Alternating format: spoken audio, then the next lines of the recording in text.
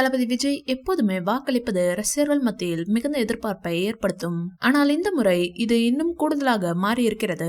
காரணம், தமிழக வெற்றிக் கழகத்தின் தலைவர் பொறுப்பிலிருந்து தளபதி விஜய் முதல் முறையாக வாக்களிக்க இருக்கிறார். வெங்கட் பிரபுவின் கோட் படத்தில் இப்போது விஜய் நடித்து வருகிறார். இந்த படத்தின் படப்பிடிப்பு 80% நிறைவடைந்த நிலையில் இப்போது ரஷ்யாவில் படப்பிடிப்பு நடத்தி வருகின்றனர். இப்போது அங்கு ஒரு சேசிங் சீன் படமாக்கப்பட்டு வருகிறது. இந்நிலையில் அங்கு படப்பிடிப்பு முடிவடைந்துள்ளது.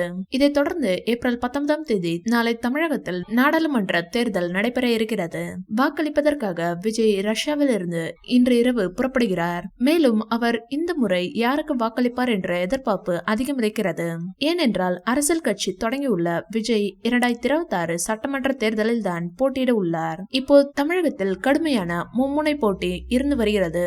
அதிமுக, திமுக மற்றும் பாஜக கடுமையாக போட்டியிடுகிறது.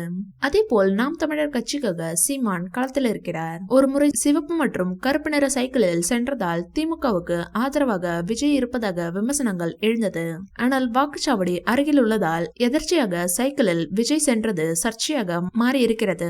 மேலும் இப்போது ஒரு கட்சி தலைவராக தளபதி விஜய் சரியான தலைவருக்கு தான் வாக்களிப்பார். இந்த வீடியோ பிடிச்சிருந்தா லைக் பண்ணுங்க, ஷேர் பண்ணுங்க. மேலும் விஜய் சார் பற்றிய தகவல்களுக்கு எங்க சேனலை சப்ஸ்கிரைப் பண்ணுங்க.